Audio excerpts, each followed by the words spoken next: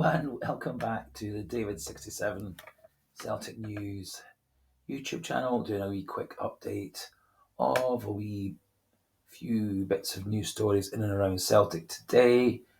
Going to be quite a brief video, there's not an awful lot happening at the moment, as quite a number of the squad are away on international duty, and some of our key players are recovering from injury in preparation for the big Rangers match on the 7th of April.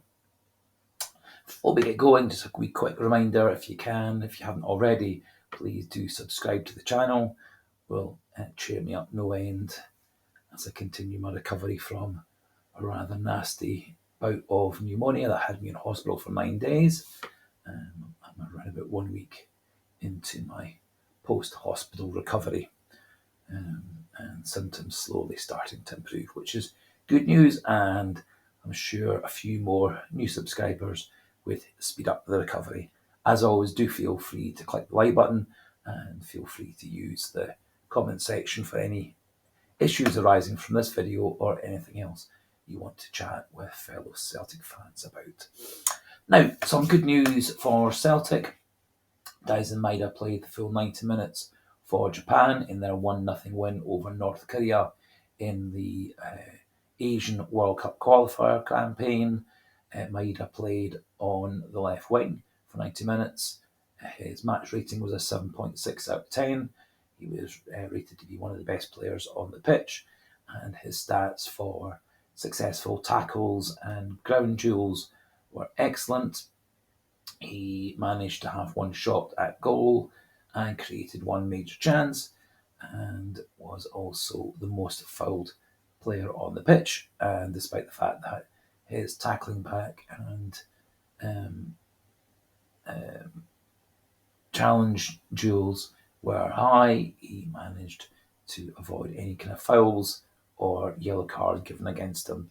He's come through the game fully fit and is in line for the reverse fixture against North Korea on Tuesday, and all being well, he should be back in Glasgow for Thursday or Friday at the latest, in preparation for the Livingston match on the 31st.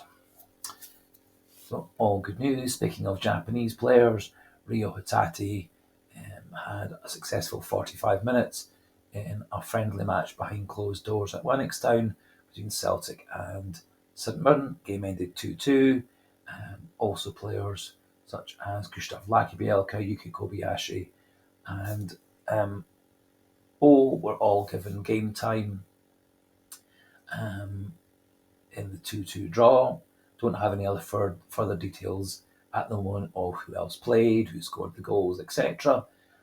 But it was said that Hatate came through with flying colours, played very well for 45 minutes, showing no ill effects, which is all good news. Also good news, I think, in that it got more game time back in the legs of Gustav Lagerbielke, who's hardly played since the Feyenoord match where he scored the winner, and who seems to have been battling injuries and was rather disappointed that he and Yang weren't called up for the recent South Korean squad for the current internationals, but the new replacement at South Korea for Jurgen Klinsmann is less keen on players such as and Yang, it is said. So all looks good for Ryo Hatate to be fit for the Livingston match on the 31st, and also stories coming out of Celtic are that Callum McGregor also will be fit and ready for this Livingston match on the 31st, as will Liam Scales. So pretty much a clean bill of health. The only player upon which there still are question marks is Luis Palma. Still not fully clear how well he is recovering from his leg injury and what his return to action date is planned for. Hopefully over the next few days that will become clearer and clearer. The question then also is whether Rodgers is going to risk Hatate and McGregor on the plastic pitch at Livingston, or whether to keep him on the bench bring them on for 10-15 minutes, or may even just choose to have them available for the squad, but watching from the stands and concentrate on having them both fully fit and ready to start on the 7th against Rangers, or probably more likely Hatate on the bench for the game against Rangers on the 7th. A couple of other wee bits of news coming around Celtic. No further on with regards whether Etienne Vassin is coming to Celtic or not on a freedom of contract in the summer.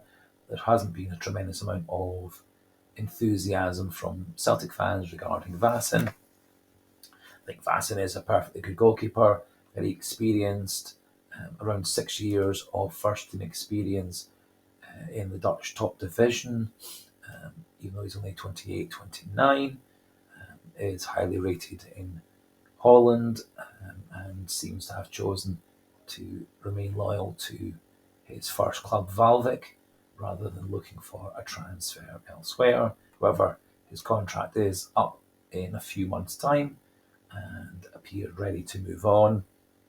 Whether that's to Celtic or to one of the higher flying Dutch clubs isn't certain at this point.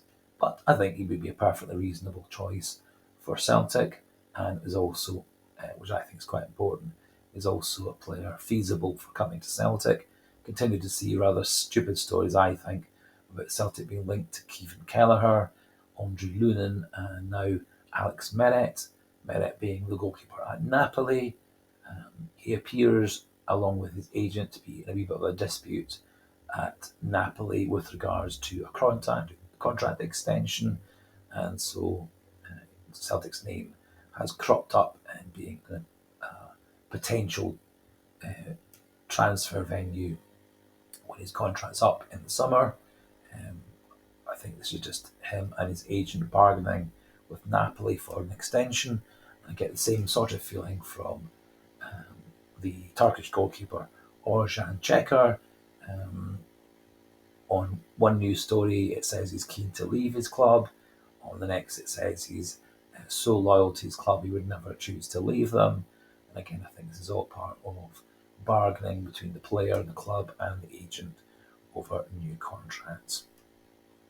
Similarly, I think Andre Lunin, if Real Madrid did choose to let him go in the last year of his contract, it certainly wouldn't be to Celtic, as there are too many teams all around Spain and the English Premiership who would jump at the chance to have him to come in and be their goalkeeper, as he has been in excellent form this year, replacing Thibaut Courtois, who's out with a long-term knee injury, and he's very much become Real Madrid's first-choice goalkeeper in the last couple of months, but is expected to drop to number 2 when Courtois comes back after the summer. And finally, a couple of wee things regarding loan players. At the moment, we have Adam Idah on loan from Norwich to the end of the season. His loan deal had no form of buy clause in it, and out of interest, I put a wee poll up yesterday on the site, and there's been a lot of interesting debate and discussions regarding the merits of Idah, what's best to do with him. And as things stood a few minutes ago when I checked the poll last, 19% of the channel were saying we should sign him for around 5 million. 49% were saying no, don't sign him under any circumstances, save the money for a better player. And 32% were suggesting we could get Idah on a season-long loan with an option to buy at the end rather than obligation to buy at the end. I think Idah would be a perfectly good player to have at Celtic next season as one of the backup strikers. I think we need to get in another top quality striker to go alongside Kyogo to at times give him a rest, work in a bit of a rotation as the first choice striker, and also to put pressure on Kyogo to remain our number 1 or to take over as our number 1. This also puts our South Korean striker O in a wee bit of a difficult position if Idah moves in to be what would in essence be the third choice of 4 strikers at Celtic. And I do wonder whether Celtic might explore loaning Idah out to one of the other Scottish Premiership sides, or maybe to one of the promotion chasers in England. The benefit of O is he speaks very good English, and so moving out on loan wouldn't be quite so difficult for him as it has been for some other players at Celtic. And it would appear that Brendan Rodgers is very, very keen to sign Paulo Bernardo for next season on a permanent deal, and it's said that Celtic and Benfica are currently in negotiations over the exact details of what any transfer fee would be, and also the percentage of sell-on fee that would come to Benfica. The stories that first started when Bernardo joined were that the transfer fee at the end of the loan would be around about £6 million, and Benfica would be due a 30% sell-on fee for any fee Celtic get for selling Bernardo on in the future. It would appear a similar sort of deal was negotiated when they signed Jota from Benfica a couple of years ago as well. And so it will be interesting to see whether all of that transpires. Paulo Bernardo, for me, had a wee bit of a slow start to his Celtic career, really prospered in November, December into January, and seems after the winter transfer break to have been a wee bit quiet again, and hasn't really, over the last few weeks, when Callum McGregor's been out, really hasn't really taken his chance to nail down his place in the squad. I think he's a player with lots and lots of potential, and so I would personally be happy to see Celtic sign him in the summer, but I think he's still got development and needs to become more mature and more experienced. And of course, the best way to do that is to play regularly for Celtic's first team and to carry on in the Portuguese under-21 side, which he is currently away representing. No other wee bits of Celtic news today. And so just thought I'd add a couple of wee bits to the Adam Idah debate. Looking at Adam Idah's stats since he joined Celtic in the winter transfer window right at the very end on loan. He's played 9 games for Celtic, scored 5 goals. Of course, his 2 goals against Hibs secured the win that day, and a couple of goals against Motherwell were massive factors in our comeback victory that day. And so has scored important goals for Celtic. I think it has actually given Kyogo a bit of a rest. Kyogo is our player with the most appearances this season at 40, which is more than Joe Hart, more than Greg Taylor, more than Alistair Johnson, etc., etc. And I think also the few games coming off the bench, few games resting from being a starter, has given Kyogo a wee bit more energy, and it seems to be getting him back to form. And looking at other players Celtic might have got instead of Adam Idah, Sidney van Hooijdonk got loaned to Norwich. He has now gone 8 games for Norwich, still yet to score for them. Bojan Miovski was another player that Celtic were said to be looking to sign in the winter window. Since the end of the winter transfer window, Miovski's scored 2 goals for Aberdeen right at the very start of February, and has now gone 8 games without any goals. And looking back to a player who served Celtic very well in recent years, Giakoumakis, his start for Celtic was 2 goals in his first 11 games for Celtic, so also not terribly impressive.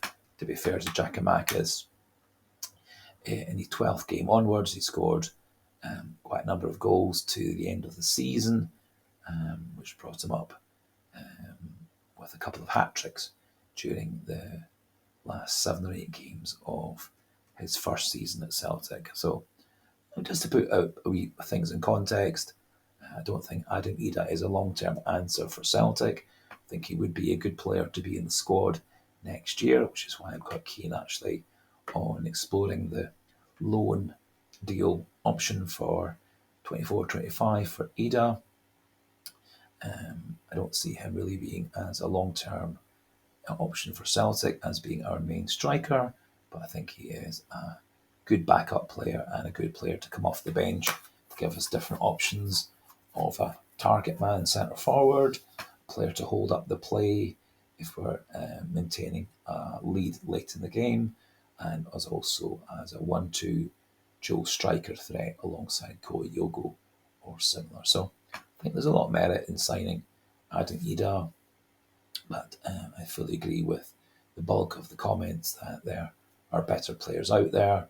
It's just a question of whether Celtic can encourage those players to choose to come to Scotland, where they may well have offers from more prestigious leagues, which have got more money, more TV coverage, and more global coverage than Scottish TV contracts with Sky, etc. So finishes things off for today. Apologies for a wee bit of a croaky voice. That's one of the after effects of my pneumonia that is slowly improving. Apologies if the croaky voice has spoiled the video. And so to finish off, thanks for listening, thanks for watching, a goodbye, and hail, hail.